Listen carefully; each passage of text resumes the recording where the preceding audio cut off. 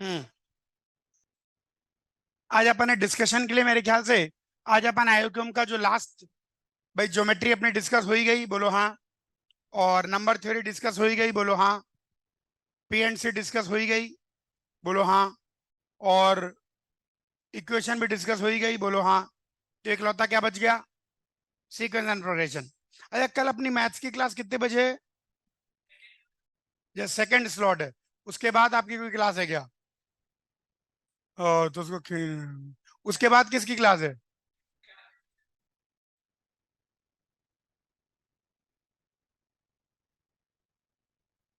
ठीक है, ठीक है।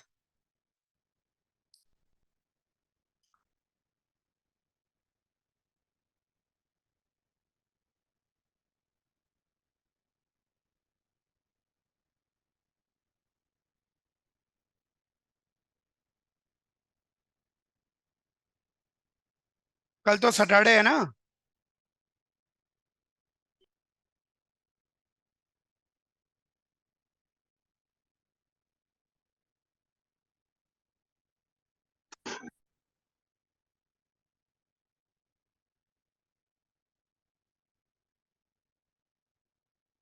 हम्म।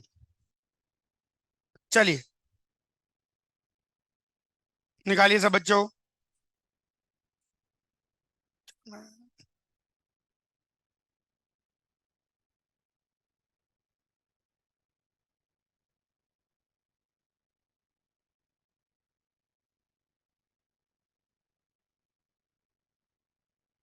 सीक्वेंस एंड प्रोग्रेशन निकालिए। सबसे पहले सीक्वेंस एंड प्रोग्रेशन की एक्सरसाइज 1 के पार्ट 1 पर आ जाइए। कितने सवाल हैं एक्सरसाइज 1 पार्ट 1 में? हाँ। अच्छा, कुछ बच्चे ऐसे थे जो, कोई दिक्कत नहीं, करते हैं कुछ, आप लोग में करते हैं। इसको सुने तो सही।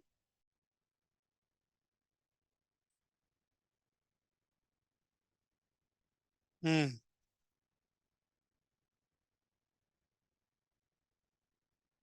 हाँ। कितने बच्चों ने नहीं पढ़ा? कुछ बच्चों ने। एक, हाथ उठाओ। एक, दो, तीन, चार। ठीक है, ठीक है, कुछ करते हैं, रुको। लेकिन अब क्या ही करोगे? चलो अच्छा करते हैं, रुको। पहले इस पर आ जाओ। एक्सरसाइज 1 पार्ट 1 पर आ जाइए। Exercise 1 part 1।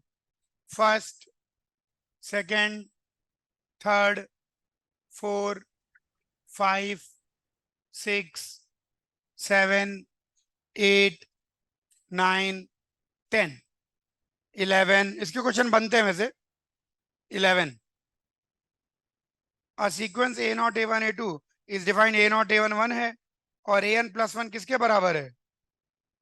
A n minus one into a n plus one, ठीक है।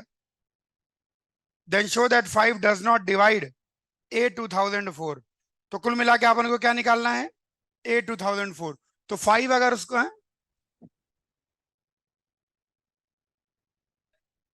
अरे मुझे दिखाओ, क्वेश्चन बदल गया क्या?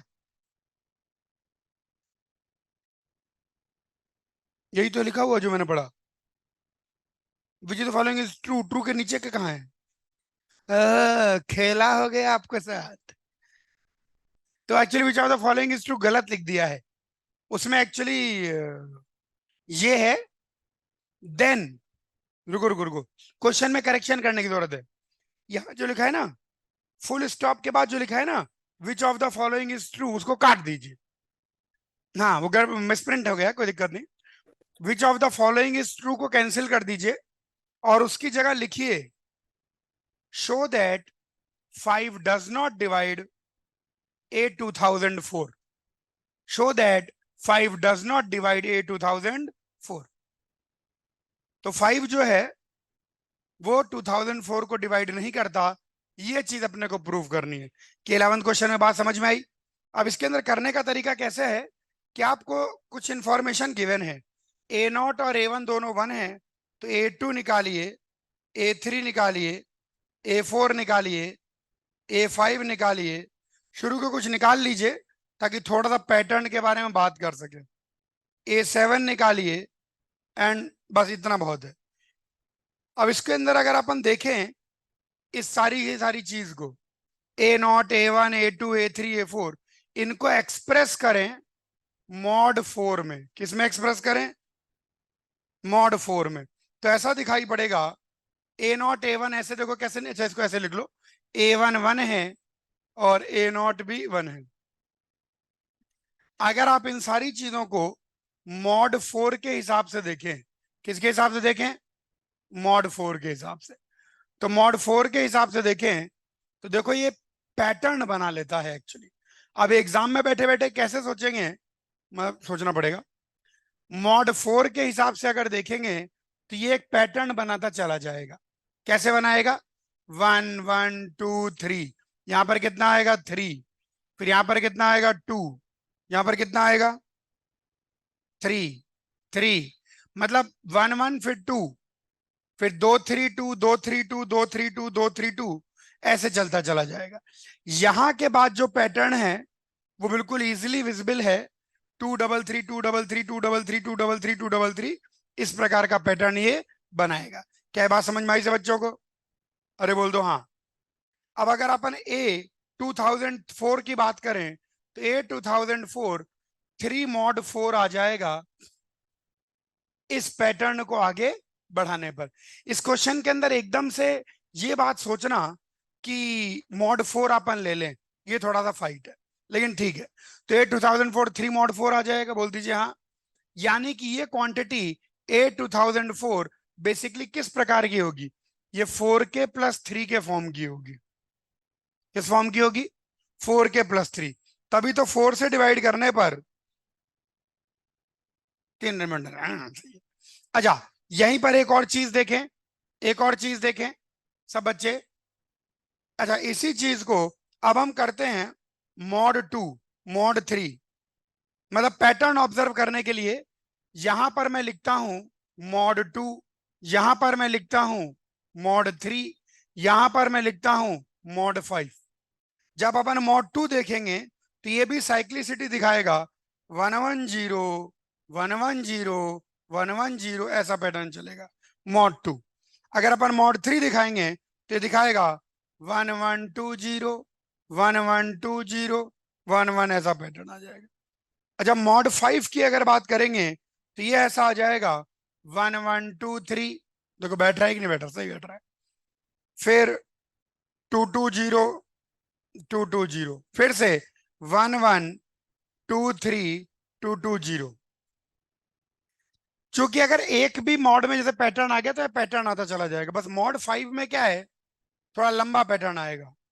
1 1 2 3 2 2 0, फिर 1 1 2 3 2 2 0 एंड सो ऑन। आप इस पैटर्न से ही A 2004 निकाल सकते हो। तो अगर इस पैटर्न से आप देखोगे कि A 2004 मॉड 5 कितना आता है, तो इस सेम पैटर्न को अगर देखोगे तो A 2003 0 मॉड 2 है, जबकि A 2003 ये भी 0 मॉड 3 है, और A 2004 ये 2 मॉड 5 है। तो यानी रिमाइंडर कितना आ गया? 2। बेसिकली इसके अंदर कुछ भी नहीं करना है, डिवाइड करके बस रिमाइंडर को चेक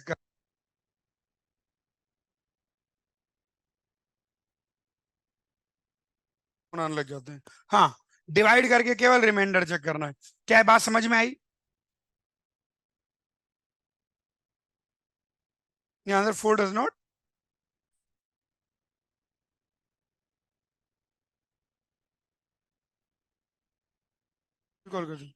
हाँ, अब रुको, एक मिनट रुको। अब तुम बताओ आंसर में क्या दे रखा है? 4 डज नॉट डिवाइड। हाँ, तो 4 कहां से डिवाइड कर रहा है? एक्चुअली कोई भी डिवाइड नहीं कर रहा, कोई भी डिवाइड नहीं कर रहा। नहीं, आंसर में पीछे लिखा हुआ है। अच्छा, जो मेरे पास क्वेश्चन में 5 प्रूव करना है। अच्छा, इसको 5 भी डिवाइड नहीं करता, 4 भी डिवाइड नहीं करता, ठीक है। इस क्वेश्चन के बगल में एक हिंट लिखो, लिखो observe pattern bye mod 2 3 4 5, mod 2 mod 3 mod 4 mod 5। लिखो observe pattern bye mod 2 mod 3 mod 4 mod 5। Pattern को ऑब्जर्व करेंगे मॉड 2 मॉड 3 मॉड 4 मॉड 5 में। क्या बात समझ में आ गई से बच्चों को? कॉपी कर लीजिए।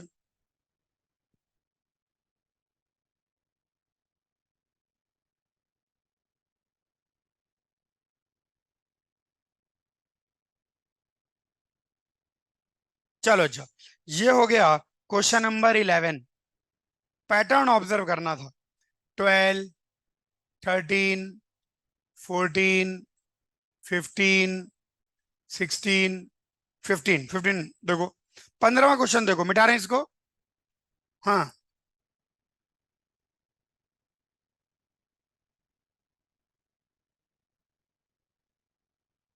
चलिए। 15 के अंदर दे रखा है, क्या दे रखा है? F of X plus F of 1 - x equal to 10 for all real numbers. ये हमेशा 10 के बराबर है। इधर देखो, अब तुमको इसकी वैल्यू निकालनी है। 1/100, 2/100, करते करते करते करते ये कहां तक गाड़ी जा रही है? 99/100। बोल दीजिए हाँ। अगर अपन इसकी बात करें तो ध्यान से देखो, अगर अंदर वाली चीजों का सम 1 आ रहा है, तो F of X plus F of 1 - x कितना है? 10। तो दिस प्लस दिस कितना आ जाएगा? 10। सोचो, अगर तुम इसको एफ ऑफ एक्स की तरह सोचो तो ये क्या बन गया? 1 - x। अच्छा, दिस प्लस दिस की वैल्यू भी कितनी आ जाएगी? 10। 10 10। अच्छा, 2/100 तो 98/100 तक आ जाएगा। ये कहां तक जाएगा? 49/100 plus F of 50/100 plus F of 51/100। ये दोनों भी मिलके 10। तो कितने 10 आ गए तुम्हारे पास? 49 × 10 प्लस एफ ऑफ हाफ आ गया। अब एफ ऑफ हाफ की वैल्यू निकालना मुश्किल काम नहीं है, इसमें पुट कर दीजिए एक्स को। हाँ, क्लियर हुआ? 16, 16 कॉपी कर लो इसको वर्ड से।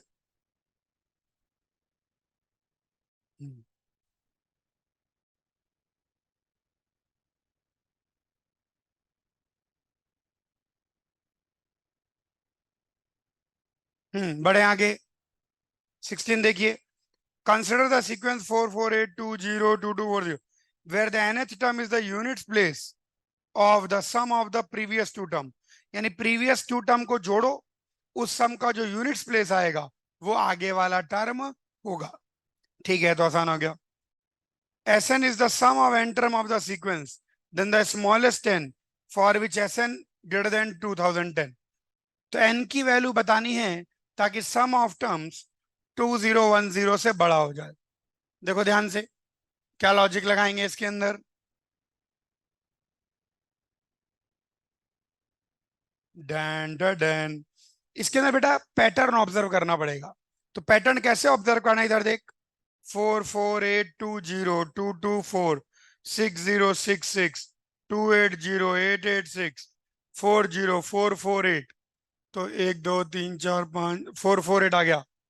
ये देखिए, 1 2 3 4 5 6 7 8 9 10 11 12 13 14 15 16 17 18 19 20 20 के बाद ये रिपीट करते हैं। कितने इंटरवल के बाद? 20 20 के इंटरवल के बाद रिपीट करते हैं। अच्छा, इन 20 का सम देख लो कितना आता है। इस 20 का सम कितना आ रहा है? 80। ठीक है, अब हमको 2010 से ऊपर जाना है, तो 2010 को 80 से डिवाइड कर दो। तो 2010 को 80 से डिवाइड करोगी, 80 आ रहा है कि नहीं आ रहा? नहीं, 80 है। और 2010 को 80 से डिवाइड करो, कितना आता है? अरे, कैलकुलेटर डिवाइड कर लेते हैं। कैलकुलेटर तो समथिंग आएगा, 2000 डिवाइड बाई 80, 25 पॉइंट समथिंग आ रहा है। तो अपन तो 25 पर अटक जाते हैं। तो यानी 20 20 20 20 के कितने? 25 सेट आ गए अपने पास। उनका सम आ गया 25 × 80। बोलो हाँ। अब उनका सम अगर 25 × 80 आ गया, तो 2000 तक तो गाड़ी पहुंच गई तुम्हारे पास। अब तुम समझो, 2000 के बाद तुम यही पैटर्न रिपीट होगा। तो देखो, 4 4 बस 8, 8 करते ही आगे आ जाएगा। तो एन की वैल्यू कितनी हो गई? 25 × 20। तो ये कितना हो गया? 500। और ये 3 यहां पर। उसके अंदर क्या है? इसका पैटर्न देखना है एक्चुअली। तो काफी मेहनत के बाद ये रिपीट कर जाता है। क्लियर हुआ? तो आंसर आ गया 503। 20 20 का सेट रिपीट कर रहा है, यानी काफी पेशेंस रख के आपको जोड़ते। अच्छा ये रिपीट करेगा ही करेगा, कुछ देर बाद ये रिपीट करेगा, तो उसको अपन यूज कर ले। चलिए 17, 18, 19, 20, 21, 22, 23, 24, 23 देखिए। 23वां अगर अपन देखें, 23rd अगर अपन देखें,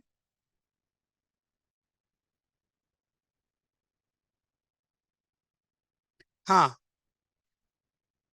चलिए बात करते हैं। In a potato race a bucket is placed at the starting point which is 7 metre from the first potato. देखो यहाँ बकेट है, और बकेट से पहला पोटैटो कितनी दूरी पर है? 7 मीटर। बोल दो हाँ। The other potatoes are place 4 metre apart, और बाकी सारे पोटैटो कितनी दूरी पर हैं? 4 4 मीटर के। क्या बात है। अच्छा 4 4 मीटर पर there are N potatoes in the line. N potato पड़े हुए हैं, है ना। ये कुल मिला के कितने पोटैटो हैं? N. Each competitor start from the bucket, picks up the nearest potato, run back, drops in the bucket. Run. अरे बहुत दुख भरी कहानी है। इसको उठा के लाओ, फिर इसको उठा के लाओ, फिर इसको उठा के लाओ, ऐसे ऐसे कहानी चल रही है। बहुत दुख है इसमें।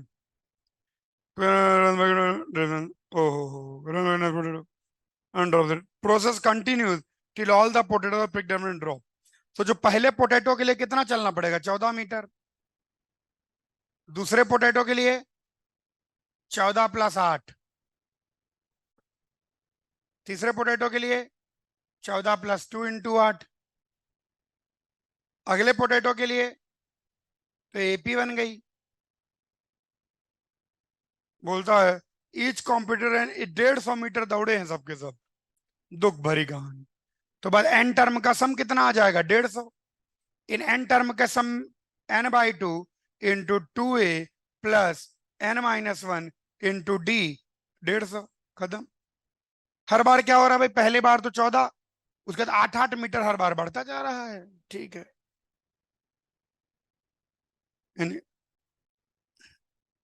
हाँ तो इसमें नहीं आता 7 और 15? नहीं एन तो इस इक्वेशन से आ जाएगा ना, क्वालिटी। एम कहाँ है इसमें?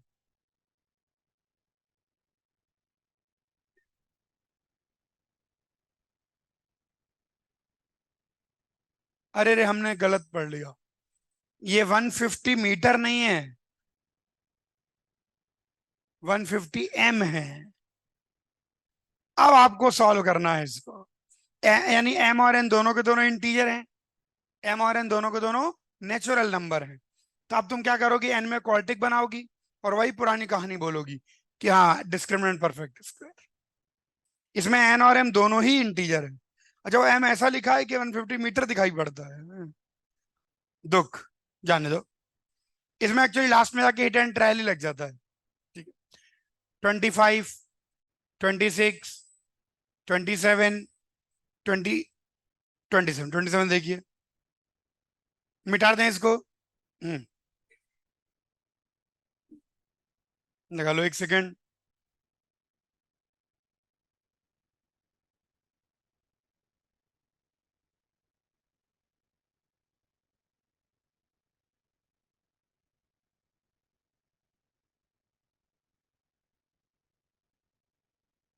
बढ़े आगे।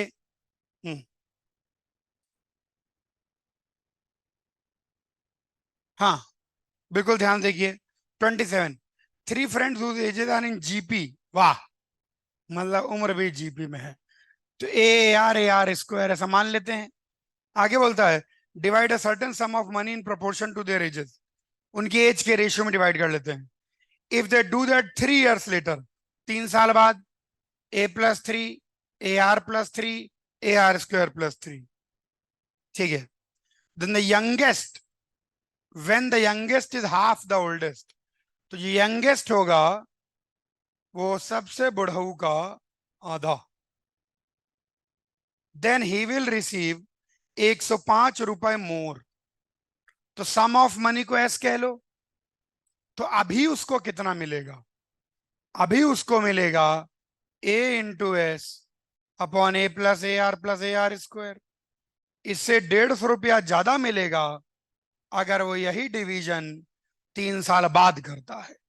A+3 AR+3 AR²+3। मान लो S is the total sum of money. अब वो इसको कितना हिस्सा मिलेगा? इनके एज के रेशियो में डिवाइड कर रहे हैं तो इतना हिस्सा मिल जाएगा इसे। चलिए, फिर देंगे half the age of the oldest, then he will receive 105 rupees more than he gets now, and the middle friend will get 15 rupees more। Middle वाले को फायदा नहीं, 15 रुपया ज्यादा मिलेगा। मिडिल वाला बोलेगा आज ही दे दो। A+ या 3 साल कौन इंतजार करेगा 15 रुपया के लिए? तो 3 साल में 15 रुपया बढ़ा तो कुछ विशेष नहीं बढ़ा ना। तो 15 रुपया ज्यादा मिलेगा अगर वो आज से 3 साल बाद इसको करता है। तो A+3 AR+3 कहाँ नहीं, पहले वाले का 105 है। नहीं इसमें रुको, नहीं 105 है, हाँ इसका 105 है, इसका 15 ही है। 105 और 15 सही है। Then find the ages, age निकालनी है। कितनी इक्वेशन? 3। कितने वेरिएबल? 3। खेला हो बे। तो मैं सॉल्व नहीं कर रहा, मैं बता देता हूं कि सारी वैल्यू कितनी निकल के आती है। ए की वैल्यू आएगी 12, आर की वैल्यू निकल के आती है, आर में क्वाड्रेटिक बन जाती है 3/2, ये आता है। इसमें एस को तो गायब ही कर दें। हाँ ठीक है, चलिए। 105 और 15 ठीक है, दिस माइनस दिस, ठीक है। कॉपी कर लीजिए। समझ में आया? मतलब इक्वेशन बना के थोड़ा घिसना पड़ेगा, जल्दी से तो नहीं आएगा, लेकिन थोड़ा घिसने पर आ जाएगा। चलिए, 28 नहीं, हाँ 28, 29, 30, 31, 32, 33, 34, 35। हिंदी समझ में आ रही है? 35, हाँ तो बच्चे कंफ्यूज हो रहे हैं क्या बोल रहे हैं गुरुजी। 36, 37, 38, 39, 40, 39 देखो मेरे बच्चे, 39 देखिए, 39 समझाते हैं। हाँ 39 को देखिए, एजे जो है वो 7/4 2/3 टाइम्स J-1 है। एजे जो है वो 7/4 2/3 टाइम्स J-1 है। और बीजे जो है, वाह, बीजे ये एजे का स्क्वायर प्लस एजे है। Sum of the infinite series from by b j's, ठीक है। बीजे देखो, इधर देखो, जिसने नहीं पढ़ा थोड़ा सा बता देता हूं। अर्थमेटिक प्रोग्रेशन पता है सब बच्चों को? कोई ऐसा बच्चा जिसको अर्थमेटिक प्रोग्रेशन ना पता हो? गुड। अर्थमेटिक प्रोग्रेशन कैसी होती है? बार बार एक ही नंबर जोड़ के बनती है। हाँ बोल दीजिए। ए कहलाता क्या है इसका? First term. और डी क्या कहलाता है इसका? Common difference. अच्छा, जीपी, जीपी कितने बच्चों को नहीं पता? पता है। एपी बार बार जोड़ के बनती है और जीपी बार बार मल्टीप्लाई करके। ए आर स्क्वायर AR³ ए कहलाता है यहां पर फर्स्ट टर्म और आर कहलाता है कॉमन रेशियो। आर क्या कहलाता है? Common ratio. जीपी के इनफाइनाइट टर्म, एपी का सम ऑफ एन टर्म कितना होता है? n/2 into 2a plus n-1 into D. जबकि जीपी का सम ऑफ एन टर्म कितना होता है? a into 1 - r⁻r1 - r। अच्छा, जीपी में सम ऑफ इनफाइनाइट टर्म भी होता है, लेकिन कब? जब मॉड r1 से छोटा हो। ये छोटी बातें वैसे पता होनी चाहिए, लेकिन चलो। अब इसके अंदर अगर अपन बात करें समेशन बीजे, तो समेशन एजे स्क्वायर प्लस समेशन एजे, हाँ बोल दीजिए, समेशन एजे स्क्वायर की बात करें तो इसी का स्क्वायर हो जाएगा। तो ऐसा एजे को थोड़ा सुंदर बना लेते हैं, जाने दो ऐसे ही जान दो। तो एजे स्क्वायर कितना हो जाएगा? 49 बाई, हाँ 16। और ये बन जाएगा 4/9 J-1, इसका समेशन प्लस समेशन 7/4 2/3 की पावर J-1। हाँ बोल दीजिए। अब इधर देखिए, इसके इनफाइनाइट टर्म है। फर्स्ट टर्म कितना है? जब J को 1 रखेंगे, बोलो हाँ, तो ये 0 हो जाएगा। तो 49/16 अपॉन 1 - 4/9 प्लस 7/4 1 - 12, आंसर आ गया। इसके इनफाइनाइट टर्म का सम प्लस इसके इनफाइनाइट टर्म का सम। क्लियर हुआ? ठीक है, ठीक है। आसान ज्यादा, इसमें वैसा कुछ विशेष खास बात नहीं। 40, 41, 42, 43, 43 बेटी, इसको मिटा दें, बोलो हाँ। फिर जल्दी छापो।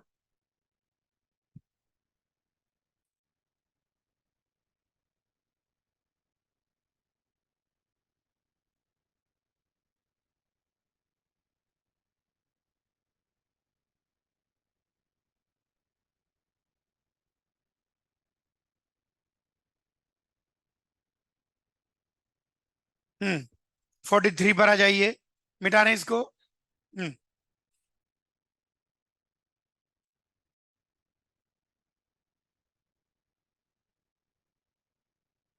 हम्म हाँ 42, 42 बता देते हैं। आइए पहले 42 देख लीजिए। 42 की बात करें, किसमें? क्वेश्चन नंबर 39 में। रुको रुको, 39 में क्या हो गया? 10 प्लस अल्फा। अरे तो वो आ जाएगा, उसको 10 प्लस अल्फा के बराबर करते हो। अरे तुम इतने इंटेलिजेंट हो, कैसी बात करते हो? अच्छा भाई एक मिनट रुको। कौन सा 42? पहले 42 देखेंगे बच्चों। The arithmetic mean of the 9 numbers is a 9। अरे बहुत आसान है। सब में से 9 देखो, अर्थमेटिक मीन क्या होगा? 9 प्लस 99 करते करते ऐसे ऐसे डिवाइड बाय 9, बोलो हाँ। तो यहाँ से 9 को कॉमन ले लो, तो 1 प्लस 11 प्लस करते करते, बोलो हाँ, कट गया। जोड़ लो इनको, 1 2 3 4 5 6 7 8 9। तो ये ऐसा आ जाता है, बोलो हाँ। Then which digit does not appear, तो कौन सी नहीं आती? जीरो नहीं आ रही इसमें। बोल रहा है जो इनका अर्थमेटिक मीन निकल के आएगा, उस अर्थमेटिक मीन में कौन सी डिजिट अपीयर नहीं होती। तो इनका जो अर्थमेटिक मीन निकल के आता है, वो ये निकल के आता है। तो कौन सी डिजिट अपीयर नहीं हुई? जीरो अपीयर नहीं हुआ, बस। ठीक है, ये तो चुन हुआ था। मिटा रहे हैं इसको, बोलो हाँ। बोल नहीं रहे हैं आज। अच्छा, अब आ जाइए 43। 43, let a sequence whose nth term be an। देखो कैसे डिफाइन कर रहे हैं। a1 की वैल्यू हाफ है, और n-1 an-1 is equal to n+1 into an। ये गिवन है। यानी यूं समझिए कि an कैसे निकल के आता है? n-1 upon n+1 into an-1। जो an-1 है उसको से मल्टीप्लाई डिवाइड करते हैं। ठीक है, तो लिमिट, अरे ये क्वेश्चन आएगा नहीं एक्चुअली। इस क्वेश्चन को लीव ऑफ कर सकते हैं। ये एन अप्रोचेज इन्फिनिटी, लिमिट नहीं आएगी, ये गलती से आ गया है। लिमिट विमिट कैलकुलस इन्वॉल्विंग क्वेश्चन नहीं होता है। मतलब इन्फिनिट टर्म बेसिकली वो पूछ रहा है कि जो इसका इन्फिनिट टर्म होगा वो क्या निकल के आएगा। तो इसके अंदर क्या करना पड़ेगा, बता देता हूं फिर भी। आपको ऑब्जर्व करना पड़ेगा। क्या करना पड़ेगा? ऑब्जर्व। यानी A1 निकालिए, A2 निकालिए, A3 निकालिए, A4 निकालिए। तो आप थोड़ी देर में घूरते घूरते पहुंचेंगे कि an जो है वो n × n+1 के बराबर है। देखो, 1 × 2, 2 × 3, 3 × 4, 4 × 5, ऐसे पहुंचेंगे। रुको रुको, an को अब तुम चालाकी से n plus one minus N लिख दोगे तो n into N plus one, बोलो हाँ। तो ये निकल के आ जाएगा 1/n, 1/n+1, ये बन जाएगा an, बोलो हाँ। अब तुम बोलोगे सम ऑफ एन टर्म क्या होगा, a1 प्लस a2 करते करते कहां तक, an तक, बोल दीजिए हाँ। तो सम ऑफ एन टर्म आएगा 1/1 माइनस 1/2, 1/2 माइनस 1/3, 1/3 माइनस 1/4 करते करते 1/n माइनस 1/n+1, हाँ बोल दीजिए। ये कट गया तो sum of n term 1 minus 1/n+1 आ जाएगा। ये हमारा सम ऑफ एन टर्म निकला है, हाँ बोल दीजिए। अब आप इसमें जब n को इन्फिनिट रखेंगे तो 1 minus 1/∞+1 which is 1 minus 0 which is 1, क्योंकि जब n इन्फिनिटी को जाएगा तो 1/∞, 0। कॉपी कर लीजिए, वैसे लिमिट लिमिट में नहीं जाएंगे ओलंपियाड वाले। मैक्सिमम इसके अंदर क्वेश्चन देखो आप, तो इसके अंदर जो बहुत सारे ऊट पटांग सवाल हैं वो पैटर्न ऑब्जर्वेशन पर हैं कि A1 A2 A3 A4 A5 निकालें और उसको निकालने के बाद उसमें पैटर्न को ऑब्जर्व करें। तो इस बात को मन में बिठाना है कि सीक्वेंस एंड प्रोग्रेशन के अंदर बहुत सारे सवाल पैटर्न ऑब्जर्वेशन पर आते हैं।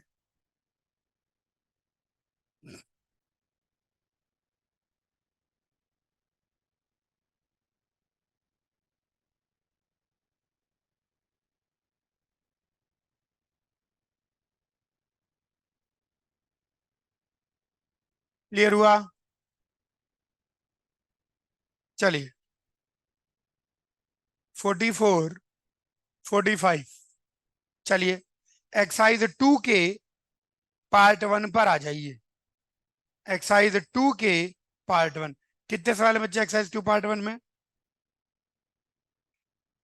26, ज्यादा सवाल नहीं है, सही है। यस, एक्सरसाइज 2 के पार्ट 1 पर आ जाइए। फर्स्ट, सेकंड, थर्ड, 4, 5, 6, 7, 8, 9, 10, 10 देखिए मेरे बच्चे।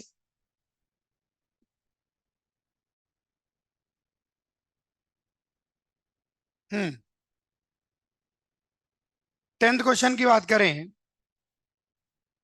अरे 3 की पावर 4, इसके अंदर छोटे से एक अपन ने क्वेश्चन करवाया था ना जिसमें फैक्टराइज करने पर वैसे कट आ रहे थे।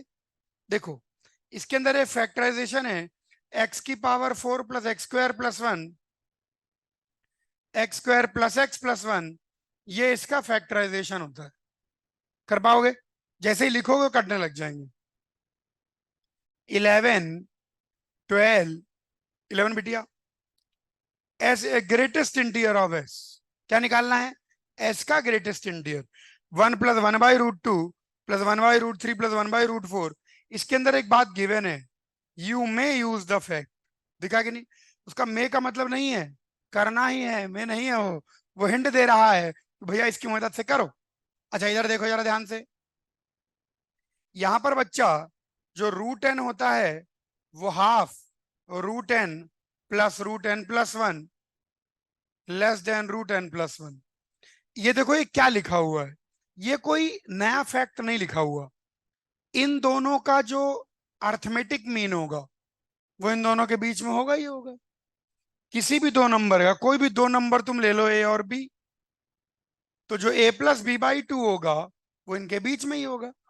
तो ये टेक्निकली ऐसा एक नया फैक्ट नहीं है, लेकिन क्या है कि पीआरएमओ का पेपर है तो समझ सकते हैं कि बच्चा एकदम से ऐसी चीज नहीं सोच पाएगा, तो उन्होंने एक स्टार्टिंग पॉइंट दे दिया कि भाई यहां से आप शुरू कर लीजिए, जबकि ये कोई ऐसा बहुत अजीबोगरीब फैक्ट नहीं है, नॉर्मल सा फैक्ट है। खैर, अब सब बच्चे ध्यान से देखेंगे कैसे अपन इसको ब्रेकआउट करते हैं।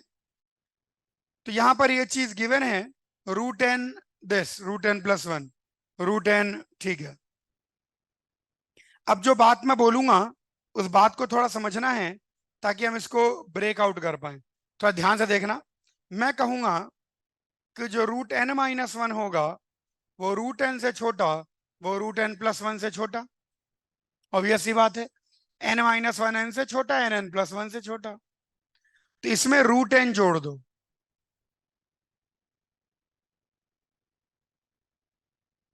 ठीक है, और इसको टू से डिवाइड कर दो।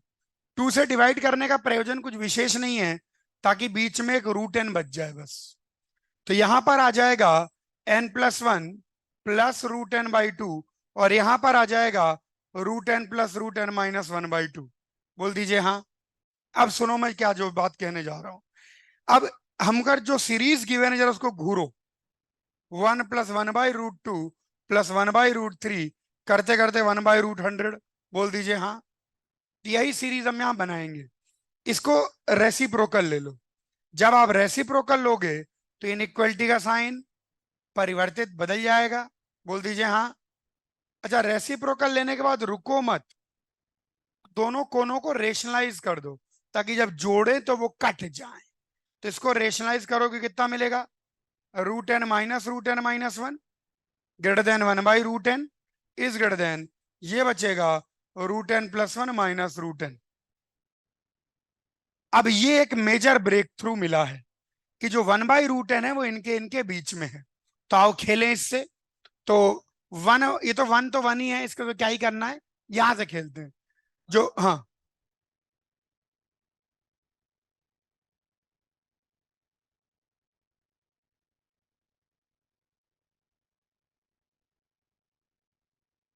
अरे डॉट डॉट नहीं छपा होगा। ठीक है। वो बीच में डॉट डॉट, वरना तो उसकी वैल्यू तो हम हाथों से कैलकुलेट कर लेंगे। भाई रूट टू कितना हो गया? 414। रूट फोर तो सुंदर है ही, और रूट 99 को 9.99 मान लो, और रूट हंड्रेड तो 10 ही है। अच्छा नहीं छपा क्या? दिखा दिखा। हाँ सही कह रहा है। यहाँ बेटे प्लस, वो जो वन बाई रूट फोर है ना, उसके आधे से दो तीन डॉट लगा दे। हाँ अब सुनो ध्यान से, यहाँ तक गाड़ी पहुंची। अब देखो, अब हम कैसे इसको लिखते हैं। ये जो क्वांटिटी होगी, ये बड़ी होगी किससे? Root three minus root two से। और ये छोटी होगी किससे? Root two minus root one से। बोलो हाँ। ऐसे वन बाय रूट थ्री को लिखो, तो ये बन जाएगा root three minus root two, और ये बन जाएगा root four minus root three. ऐसे बच्चा अपन लिखते चले जाएंगे, लास्ट में ये आ गया रूट हंड्रेड। तो ये हो जाएगा two times root hundred minus root 99। हाँ बोल दीजिए। और टू टाइम्स रूट 101। काय को रूट 101 फंसाएं, बल्कि 99 तक ही जाते हैं। चल जान दो, रूट हंड्रेड। बोल दीजिए हाँ। अब जब इनको जोड़ोगे ना, तो बीच में तो s माइनस वन आ जाएगा, हमारी सीरीज से एक कम। इधर होगी बारिश, और सब जाएंगे कट। तो टू इंटू 10 - 1। बोल दीजिए हाँ। ये कितना हो जाएगा? हाँ, यहां पर भी बारिश बरस रही है, और ये टू इंटू, बस अप्रोक्सीमेट कैलकुलेट कर लो। एस लेस देन यहाँ कितना आ जाएगा? 9 18 19। और इसको भी अप्रोक्सीमेट कैलकुलेट कर लो। रूट टू को 1.4 रख दो, रूट 10 इसको 10 ही रख दो कुछ। तो ये बेसिकली ऐसा आ जाएगा कि 19 से छोटा है, और इसकी वैल्यू कितनी आती है? 17 पॉइंट समथिंग आएगी। और ये हो गया 10। 10 - 1.4, तो 10 में से बन जाता 9 बचता, तो ये बनेगा 8.6। 8.6 इंटू टू, तो कितना हो? 6 दूनी 12, 8 दूनी 16, 17 पॉइंट समथिंग। ये कितना आ रहा है? कैल नहीं नहीं, 17 पॉइंट समथिंग, और वन इधर आएगा 18 पॉइंट समथिंग। मैंने गलत दिखा है, 18 पॉइंट समथिंग। सही है। ये आ गया एस। तो ग्रेटेस्ट इंटीरियर ऑफ एस 18, ऐसे आएगा। समझ में आया? थोड़ा सा मतलब इंस्टेंट थोड़ा दिमाग लगाना पड़ेगा, लेकिन ऐसे क्वेश्चन अपन किए रहेंगे तो थॉट चलेगा। तो वन बाई रूट एन को इन दोनों के बीच फंसा के ऐसे खेल सकते हैं। कॉपी कर लीजिए।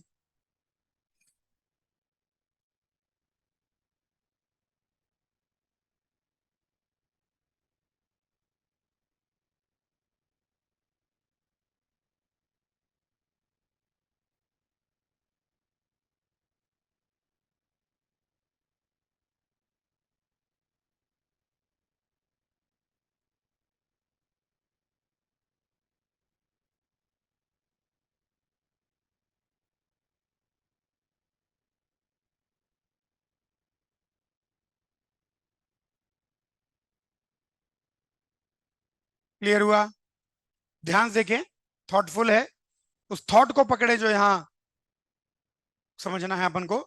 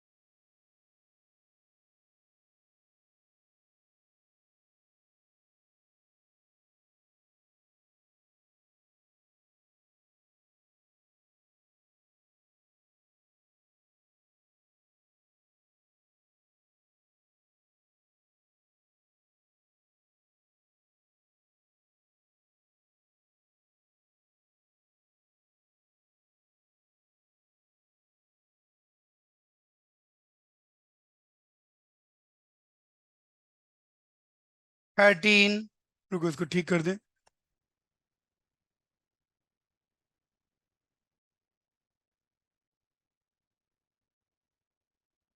13, 14, 15, 16, 17, 18, 19, 20।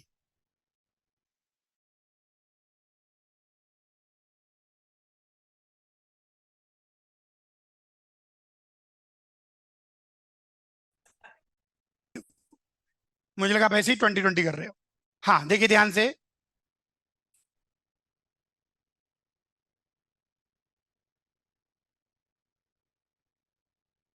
हाँ ये बात करते हैं। 20, a natural number k greater than 1 is called good if there exists natural number a1 a2 less than ak such that k good कहलाएगा अगर ऐसे के नंबर्स मिल जाएं जो जिनमें से कोई भी दो आपस में बराबर ना हो। देखो इस कंडीशन का कोई मीनिंग नहीं है, बस इतनी सी बात है, कोई भी दो बराबर नहीं होने चाहिए। क्योंकि अगर कोई भी दो बराबर नहीं है तो चीजों को असेंडिंग या डिसेंडिंग ऑर्डर में अरेंज करा जा सकता है, ताकि 1/√a1 प्लस 1/√a2 करते करते 1/√ak इसकी वैल्यू कितनी आ जाए, 1। अगर ऐसे के नंबर हमको मिल जाएं। आगे बोलता है F of N be the sum of first N good numbers. F of N किसके बराबर है, शुरू के एन गुड नंबर्स का सम। ठीक है, find the sum of all values of N for which F of N की वो सारी वैल्यू निकालनी है ताकि F of N plus 5 upon F N क्या हो जाए, integer. F of N plus 5 upon F N क्या आ जाए, इंटीजर। क्या मेरी बात समझ में आई, बोलिए हाँ। तो चलो करते हैं, इधर देखो। a1 को हम एज्यूम कर लेते हैं a1 का स्क्वायर, इसको a2 का स्क्वायर। ये सब परफेक्ट स्क्वायर होने चाहिए। क्यों होने चाहिए परफेक्ट स्क्वायर? क्योंकि जब इनका रूट लेके अगर परफेक्ट स्क्वायर नहीं है तो भी इनको कैसे भी जोड़ो इरेशनैलिटी बरकरार रहेगी, आपको कोई रैशनल नंबर नहीं मिल पाएगा। इरेशनल जुड़ के कभी रैशनल नहीं देंगे, हमेशा रैशनल जुड़ के इरेशनल देंगे। तो यहाँ पर अच्छा कोई नेगेटिव तो हो नहीं सकता कि एक इरेशनल दूसरे से कट जाए। क्यों? क्योंकि स्क्वायर रूट तो हमेशा पॉजिटिव होते हैं। तो ये इससे बात साबित होती है कि जितने भी स्मॉल a1 a2 हैं ये सब के सब परफेक्ट स्क्वायर हैं। इनफैक्ट यहाँ रूट की कोई मीनिंग ही नहीं है एक्चुअली। तो आपके पास ये इक्वेशन बन गई 1/a1 1/a2 प्लस 1/ak। इसकी वैल्यू कितनी आ गई, 1। बोलो हाँ। अब आपको इसके अंदर थोड़ा दिमाग लगाना पड़ेगा, और दिमाग प्लस हिट एंड ट्रायल दोनों ही लगेगा इसके अंदर। दिमाग भी लगेगा, हिट एंड ट्रायल भी लगेगा। यहां पर ध्यान देना है कि कोई भी दो नंबर आपस में बराबर नहीं है। तो k इक्वल टू 2 के लिए तो कोई पॉसिबिलिटी आएगी ही नहीं। k इक्वल टू 2 के लिए कोई पॉसिबिलिटी नहीं आएगी। k इक्वल टू 3 के लिए 1/2 प्लस 1/3 प्लस 1/6 1 हो जाएगा। जहां से हमको पता लगेगा कि k equal to 3 is a good number. k equal to 3 क्या है? गुड नंबर है। क्या बात समझ में आई सब बच्चों को? अब इसके अंदर अपन यूं करेंगे, ये देखो ये चीज जो है 1/2 प्लस 1/3 प्लस 1/6 दिख रहा है। अब देखो चालाकी, यहां तक गाड़ी पहुंची, बोलो हाँ। एक्चुअली बस इसमें जो खोजना है ना, वो k इक्वल टू 3 के लिए ही 10 ट्रायल से खोजना है। अब देखो कैसे हम चालाकी करते हैं। इसका आधा कर दो, बोलो हाँ, और उसमें आधा जोड़ दो, तो ये 1 हो गया। तो k इक्वल टू 4 भी गुड नंबर है, क्योंकि यहाँ 2 3 6 बराबर नहीं है। तो जब तुम 2 3 6 को 2 से मल्टीप्लाई करोगे, तो तीन अलग अलग नंबर को मल्टीप्लाई करोगे तो तीन अलग अलग नंबर मिलेंगे। 1/4, 1/6, 1/12। तो k इक्वल टू 4 भी गुड नंबर हो गया। बोल दीजिए हाँ। समझ में आया? अब यही हरकत करते जाओ तो तुम देखोगे कि 3 4 5 सारे ही गुड नंबर हैं। फिर अच्छा, k इक्वल टू 5 को कैसे प्रूव करोगे? इस पूरे को आधे से मल्टीप्लाई करके आधा जोड़ दो, तो k इक्वल टू 5 भी गुड नंबर है। समझ में आ रहा है?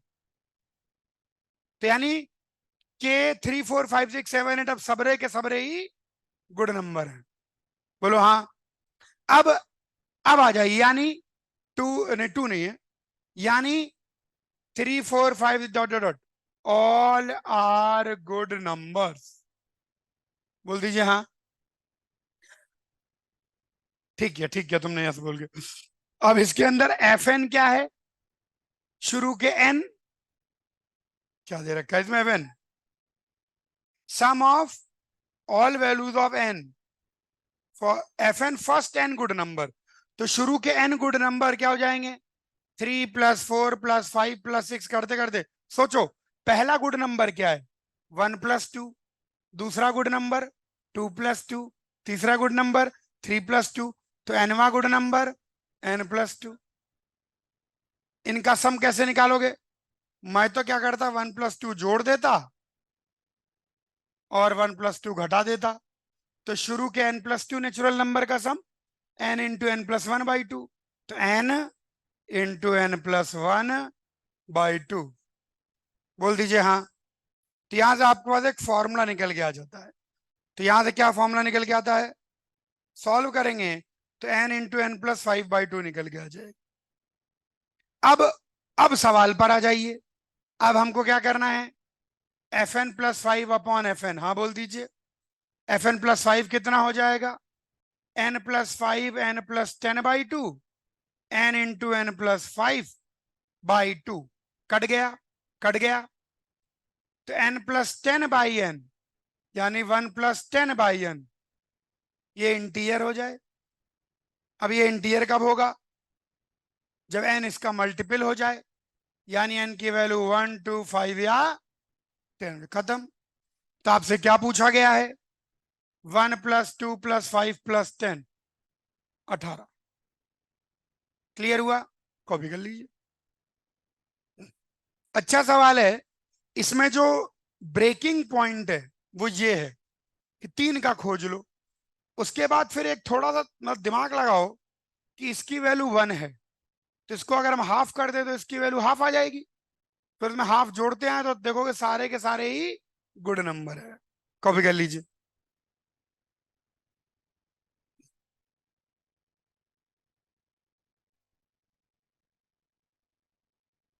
हम्म।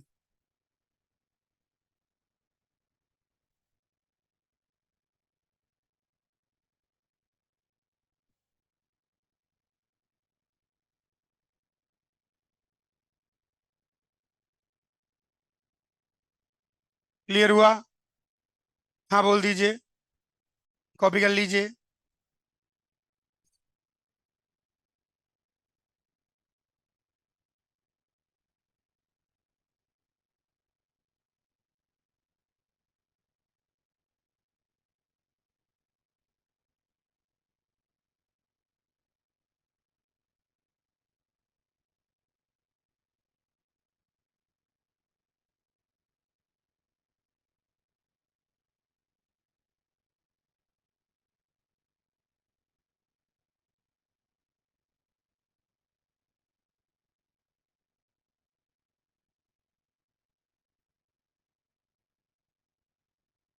क्लियर हुआ बच्चों? बोलो हाँ। चलिए, 21, 22, कौन सा मेरे बच्चे? 22। मिटा रहे हैं इसको? अरे मिटा दें। ध्यान से देखें बिल्कुल।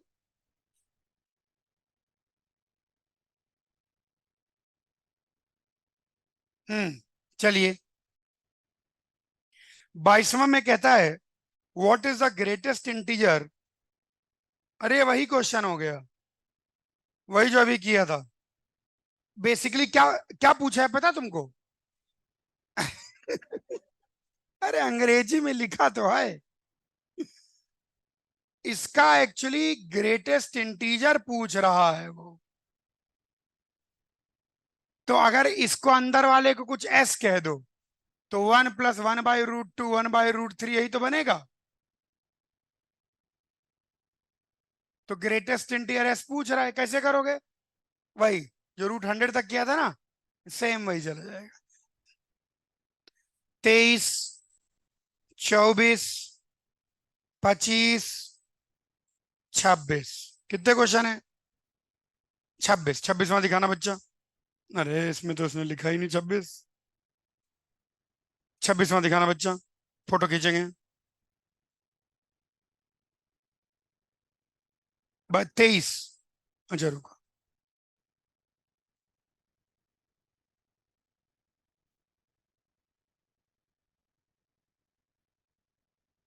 पहले 23 देख लें, 23 देख लें, फिर 26 बताता हूँ।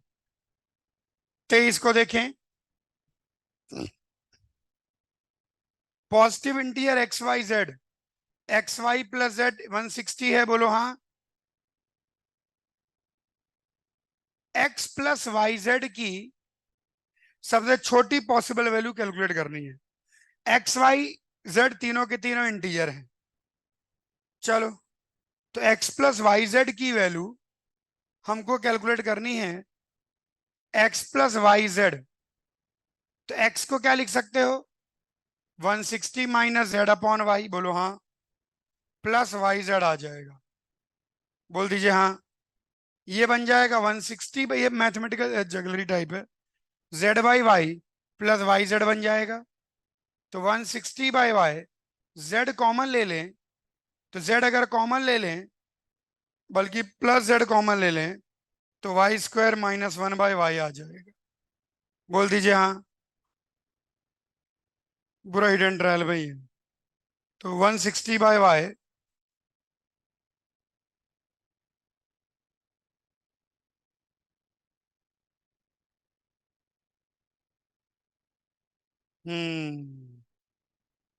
-Z प्लस ZY कर दें।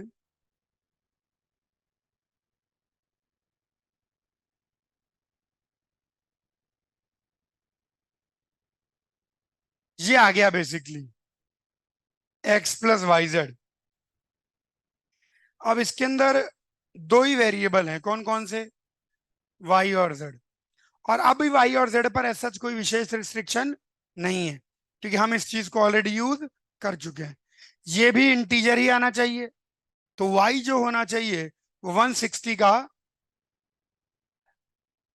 अरे भयानक हिट एंड ट्रायल है।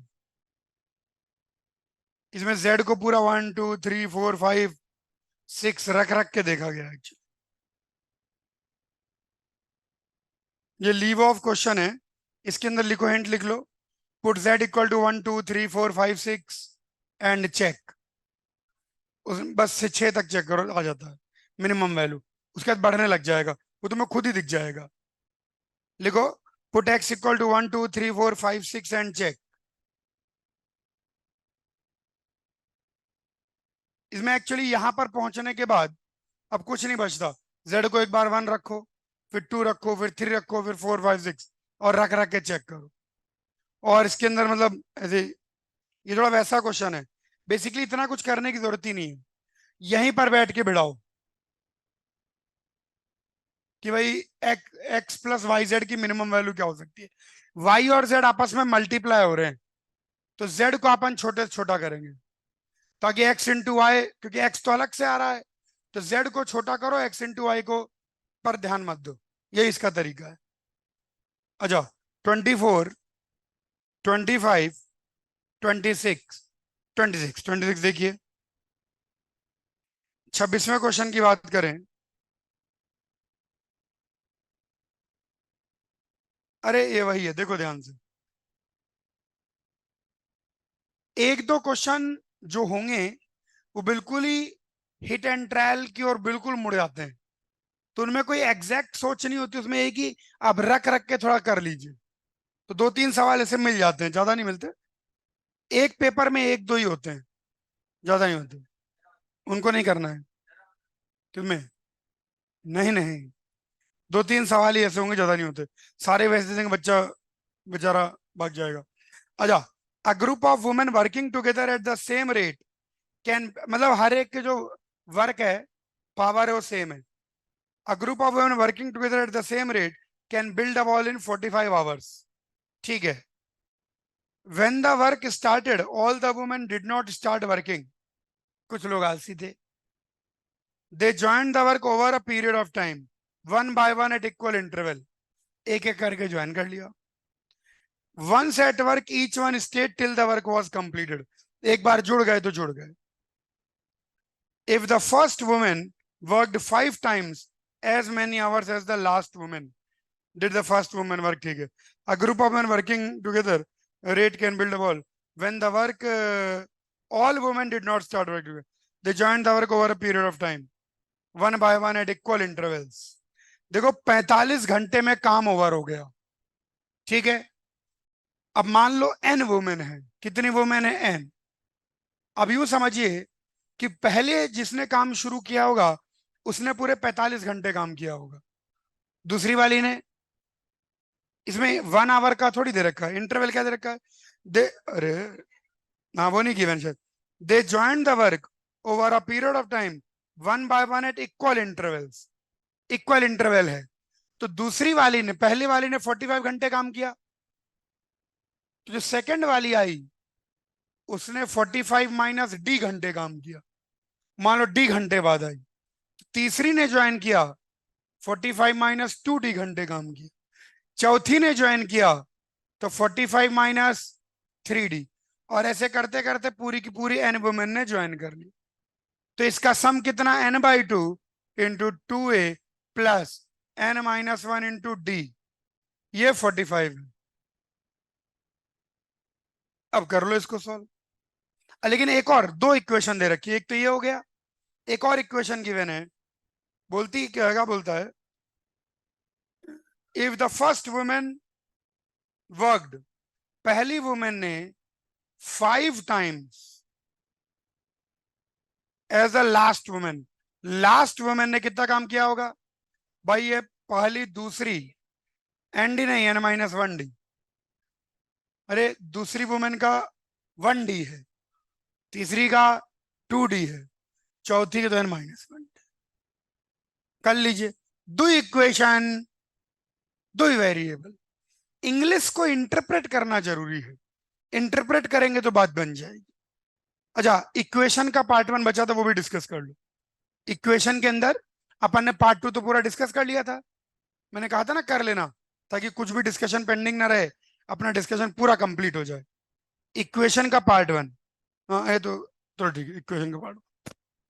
आ जाइए बच्चों, कल बैठ के कुछ नहीं करना है। जो PYQ हैं उनको, मतलब एक्सरसाइज 1 को छोड़ दीजिए, एक्सरसाइज 2 के जो पार्ट 1 है कल दिन भर में बस उनको कर ले जाइए बस, और कुछ मत करिए, वही काफी सारा काम है, तो उसको कर ले, काम बन जाएगा। उसी पैटर्न को अपन को ओरिएंट करना है। चलिए, इक्वेशन पर आ जाइए आलसी बच्चों। हम्म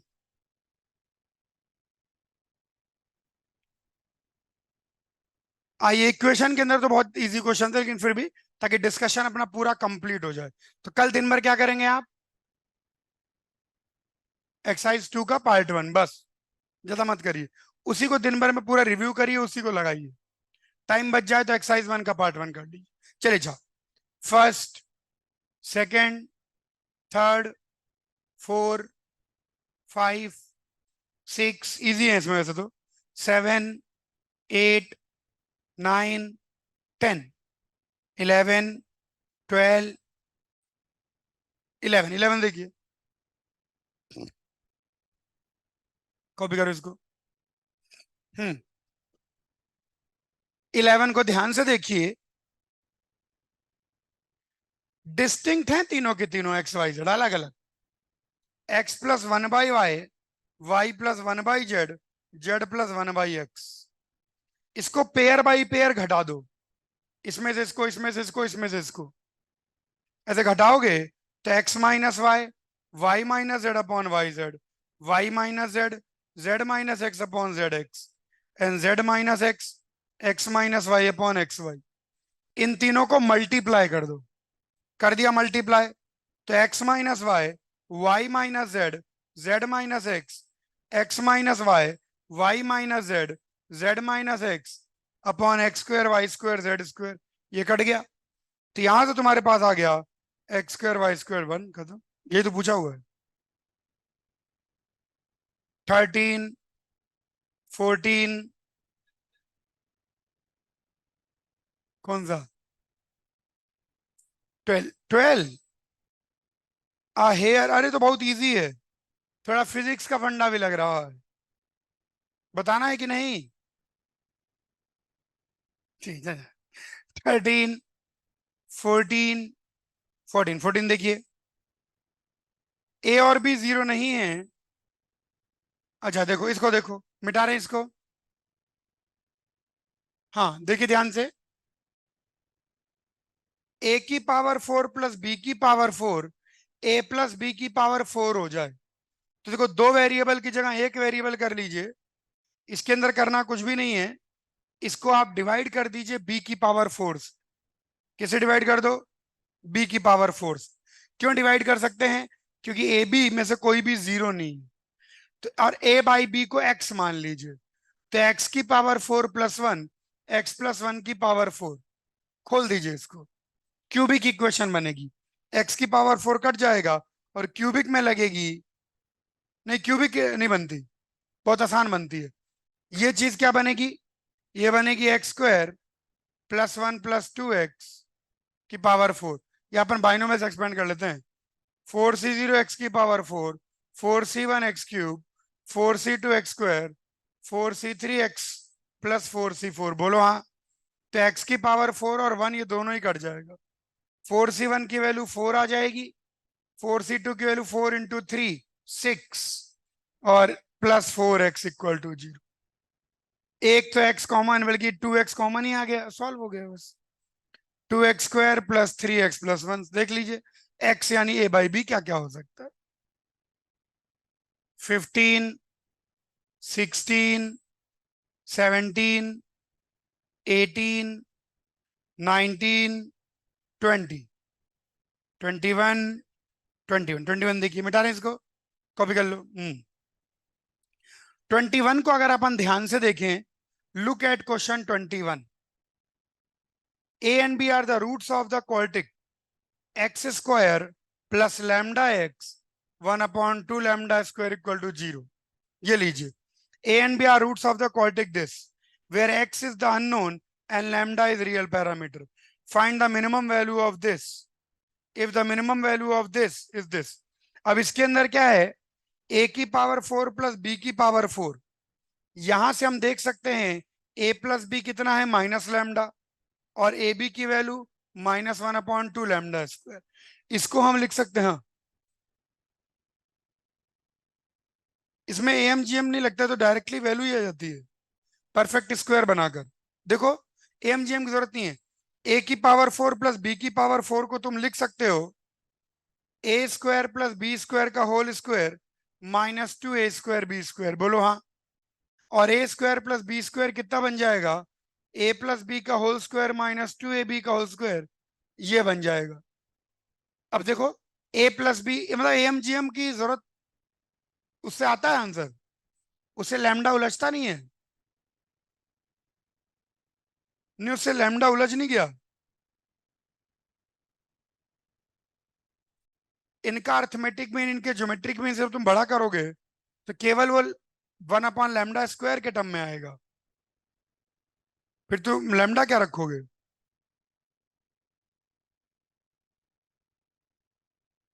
उसमें लैम्डा की वैल्यू उलझन दे देगी, उसमें बोलता है कि फिर डिस्क्रिमिनेंट की कंडीशन लगानी पड़ेगी। उसके दो रूट हो रहे हैं रियल। अच्छा चलो इधर देखो, जान दो, मतलब वो भी ठीक है पर उससे भिड़ेगा नहीं मेरे ख्याल से। अच्छा इसमें अब सम और प्रोडक्ट ऑफ रूट रख दो तो लैम्डा में ये सुंदर सी इक्वेशन बन जाएगी 1/2 लैम्डा की पावर 4+2। इसमें तुम यहां पर एमजीएम लगा दो। हाँ, यहां आप लगा दो एमजीएम। इन तीनों का अर्थमेटिक मीन इन तीनों के ज्योमेट्रिक मीन से बड़ा होगा। हाँ यहां लगा सकते हैं। अब आप M greater than equal to GM, खत्म। अब आ जाएगा। चलिए, क्लियर हुआ सब बच्चों को। 22, 23, 24, 25, 26, 25 देखो बेटा, पी दे रखा है 2008 की पावर 2007 और क्यू दे रखा है this. Then find the sum of digit of the remainder when P is divide by Q. जब पी को क्यू से बेसिकली डिवाइड करें तो जो रिमाइंडर आएगा उसका भी सम ऑफ डिजिट। आओ देखिए, अब देखो इधर ध्यान से, यहां पर P इज इक्वल टू 2008 की पावर 2007 -2008 और Q दे रखा है 2008 का स्क्वायर प्लस 2009। इसके अंदर हम एक कंसेप्ट का इस्तेमाल करेंगे कि a की पावर n माइनस बी की power n is divisible by a plus B. n की वैल्यू कुछ भी रख लो, a की पावर n माइनस बी की power n a plus B से डिविजिबल होगा ही होगा, चाहे कुछ भी रख लीजिए। बोलो हाँ। तो यहां पर हम इस चीज को ऐसे रखेंगे, ध्यान देखो, मैं बोलूंगा 2008 की पावर 2007 -1 की पावर 2007 इज डिविजिबल बाय, ध्यान से देखिए, ये चीज डिविजिबल हो जाएगी।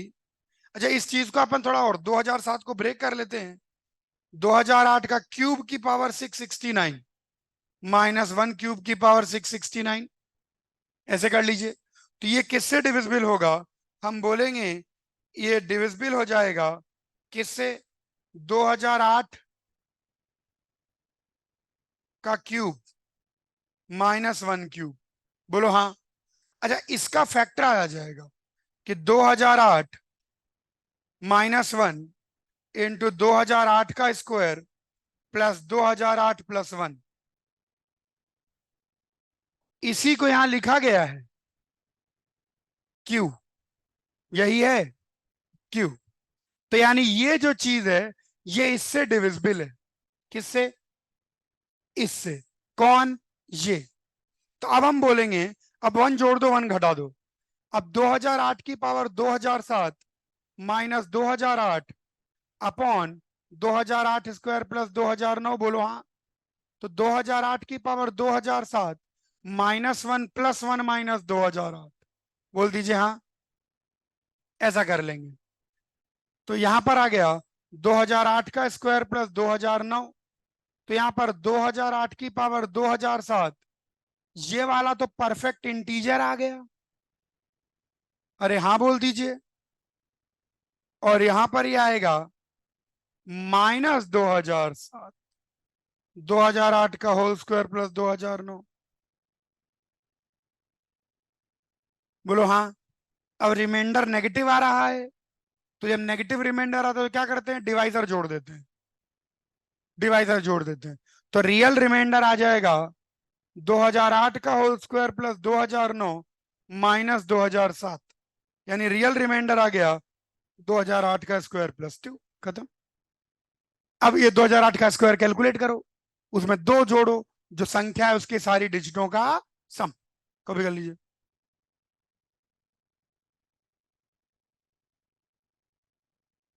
इसके अंदर मेनली इस चीज को अगर आप ऐसा देख लिया कि 2008 का स्क्वायर 2008 प्लस 1, यानी ए स्क्वायर प्लस ए प्लस 1, जो कि है ऊपर नीचे ए माइनस 1 से डिवाइड करने पर ए क्यूब माइनस 1 ए माइनस 1, तो थोड़ा थॉट चल जाएगा। कॉपी कर लीजिए।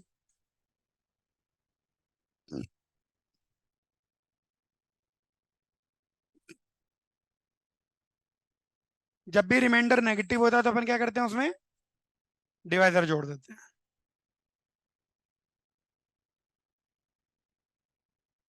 क्लियर हुआ? 26, 27, 28, 27, 27 देखो, the sum of the fourth power of the root, अरे तो वही हो गया, इसके fourth, sum of the fourth power of the roots of the equation, cubic है, 3 इक्वेशन होगी, वो थ्योरी ऑफ इक्वेशन तो पढ़ाई है, बस इसी का सम चाहिए।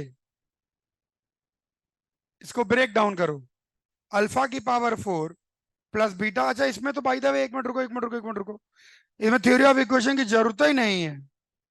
अरे रे रे रे, ये तो फैक्टराइज हो रहा है भाई, तीन के तीन रूट ही पता लग गए, +√2 -√2 और 1, ये इजी हो जाएगा, कोई बात। 28, 29, 30, 31, 32, 33, 34, 35, 36, 37, 38, 39, 40, 41, 42, 41।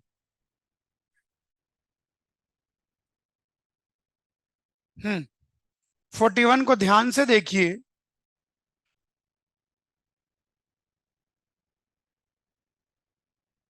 41, find the number of satisfying the equation. अरे ये तो क्वाड्रेटिक बनेगी ना बच्चा, क्यूबिक बनती है फैक्टराइज। इधर देखो, कुछ मत कर, सुन, इसको क्या करो, इसको पूरा सॉल्व कर लो। हाँ, ये क्यूबिक बनेगी। क्यूबिक को सॉल्व करने का एक ही तरीका होता है, HNT, हिट एंड ट्रायल। तो 2 इसका एक रूट आ जाएगा और ये लोग क्वाड्रेटिक बन के 0। खत्म। 41, 42, 43, कितने सवाल हैं? 43। चलिए, सारा डिस्कशन ओवर हो जाता है, IUQM की पूरी शीट डिस्कस हो गई। तो आप कल क्या करेंगे? हाँ, रिवाइज करें। जो प्रीवियस ईयर्स क्वेश्चन है, PYQ है, उनमें PYQ को पूरा रिवाइज करें ध्यान से। PYQ के सॉल्यूशन आपके पास ऑलरेडी हैं, तो आपको PYQ के सॉल्यूशन में कहीं कोई दिक्कत नहीं आएगी। जो भी क्वेश्चन अटके उसमें सॉल्यूशन देख लें। सारा डिस्कशन अपना हो ही चुका है, तो बस फिर तो बेस्ट ऑफ लक, फोड़ के आना है अपन को। पेपर अटेम्प्ट करने का मेन स्ट्रेटजी ये है कि जो भी सवाल अटेम्प्ट करो उसमें अगर लगे कि हो सकता है तो करो, वरना अगला क्वेश्चन करो। ऐसे करते करते आप पूरा पेपर अटेम्प्ट कर पाएंगे और लड्डू लड्डू खा लेंगे। हाँ, लड्डू मिलते हैं, पहले लड्डू खाओ। अच्छा, जब आप क्वेश्चन पढ़ के मन में विचार बना रहे हो तो ये भी देखो कि अभी करना है कि ये थोड़ा दम लगाने पर हो जाएगा। अगर कोई क्वेश्चन थोड़ा दम लगाने पर हो जाएगा उसका गोला कर लो, जो क्वेश्चन लगेगा इसमें बहुत ही दम लगेगा, दिमाग की दही होगी, उसको क्रॉस कर दो। तो पहले सब लड्डू खा जाओ, फिर गोले वाले पर आ जाओ, फिर गोले वाले एक एक करके खाओ। पेपर अटेम्प्ट करने की जो डिफिकल्ट पेपर्स होते हैं उनको अटेम्प्ट करने की बेस्ट स्ट्रेटजी होती है 2 राउंड। हमें यार 2 राउंड लगाने चाहिए। बहुत बार क्या होता है, हम ईगो पर लेके किसी क्वेश्चन में अटक जाते हैं और आगे एक लड्डू पड़ा होता है वो खा नहीं पाते हैं। तो पहले लड्डू लड्डू खा लीजिए, क्योंकि इसमें 30 सवाल है तो इसमें 5 से 6 लड्डू होंगे ही होंगे, 5 6 लड्डू इसमें होंगे। उसके बाद फिर 10 क्वेश्चन, फिर ऐसे करके, ताकि वैरायटी ऑफ रेंज प्रिपेयर हो। तो जैसे लड्डू खा लिए उसके, अच्छा जो क्वेश्चन जैसे ज्यादा डिफिकल्ट हैं, जो 5 5 नंबर के हैं ना, उनमें भी कभी कभार एक आध लड्डू आ जाता है। बच्चे क्या करते हैं, मेंटली ऐसा सोचते हैं कि 5 वाले सारे डिफिकल्ट होंगे, ऐसा नहीं होता। उसमें भी 1 2 लड्डू आ जाता है। ये हो सकता है कि 5 नंबर वाला क्वेश्चन करने में 10 मिनट लग रहा हो, लेकिन 2 2 नंबर के करने में ही 3 3 मिनट लग रहा हो। तो अपन ने जितने में 2 2 मिनट के 5 करेंगे, 2 2 नंबर के 5 करेंगे, उतने में हाँ 5 5 नंबर के 2 कर लें। तो एक बैलेंस्ड अप्रोच रखनी है। कल खैर आप क्या करेंगे, PYQ, पूरा पूरा PYQ लगा के आना है। समझ में आया सब बच्चों को? अरे क्लियर हुआ? अच्छा, कल आपकी जो, कल एक्चुअली मैं आउट ऑफ स्टेशन रहूंगा, तो मैं क्लास सेट कर दूंगा। कल आपकी मैथ्स की क्लास नहीं होगी, अब अपन मंडे को। कल आपकी मैथ्स की क्लास नहीं है। मैथ्स क्लास बीच में फंस रही है ना आपकी, 4:45 से। ठीक है, चलो मैं कुछ सेटिंग करूंगा। ठीक है ठीक है ठीक है, चलिए।